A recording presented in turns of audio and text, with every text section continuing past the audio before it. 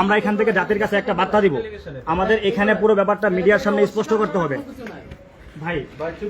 আচ্ছা, এখানে উনি যেটা দায়িত্ব পালন করার দরকার সেটা উনি করছে। এখন যেহেতু মিডিয়া আছে, আমাদেরও কিছু কথা থাকবে, আমি সেই কথাগুলো বলতেছি আপনাদেরকে। আমরা কখনো, আপনারা যেহেতু প্রশাসনের লোক, আপনারা আমাদের বন্ধু, হিতাকাঙ্ক্ষী, আমাদের সেবক, প্রজাতন্ত্রের গোলাম, আপনারা আমাদের ট্যাক্সের টাকায় থাকেন, সেই জায়গা থেকে অবশ্যই আপনারা আপনাদের দায়িত্ব পালন করতেছেন। আপনাদের ব্যাপারে আমাদের কোনো অভিযোগ নেই।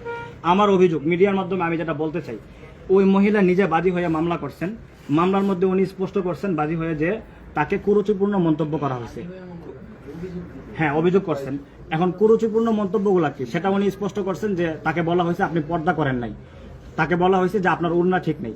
এখন ওড়না ঠিক নেই আর পর্দা করেন নাই, এতটুকু কথা কি প্রকৃত অর্থে কুরুচিপূর্ণ মন্তব্য হয়? না, আমি বলি, এটা কি ইফতিজিং হয়? এটা কোনোভাবে ইফতিজিং হয়? না। এটা হ্যারাসমেন্ট হয়? না, কখনোই হয় না, হওয়ার কোনো প্রশ্নই আসে না।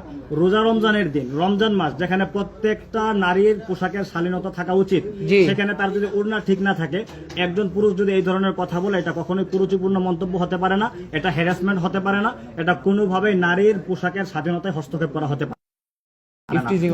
এখানে যদি আরো কারো কোনো মন্তব্য থাকে, আমি সাংবিধানিক ধারা অনুযায়ী আমি বলি, আমাকে বলতে দেন। সাংবিধানিক ধারা অনুযায়ী আমি একটা বিষয় মিডিয়ার মাধ্যমে স্পষ্ট করতে চাই। বাংলাদেশের সংবিধান 3য় ভাগের 39 নং অনুচ্ছেদের 2 নং ধারা স্পষ্টভাবেই বলছে যে একজন নারীর অথবা একজন মানুষের, একজন পুরুষের অবশ্যই চিন্তা ও বিবেকের স্বাধীনতা, বাক স্বাধীনতা এবং পোশাকের স্বাধীনতা অবশ্যই আছে। তবে তার কিছু শর্ত আছে, লিমিটেশন আছে, সীমাবদ্ধতা আছে, সেটা আমাদের দেখতে হবে।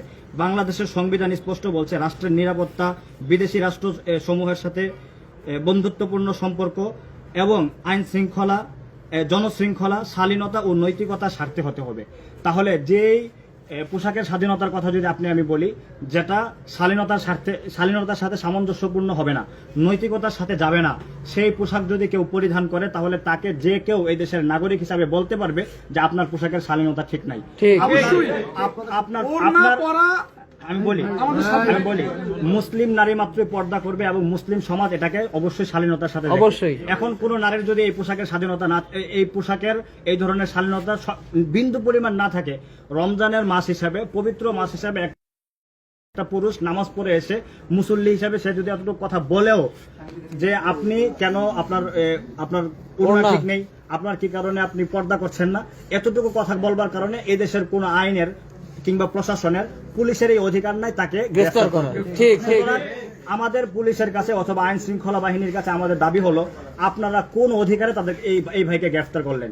এই অধিকার তো আপনাদের ছিল না।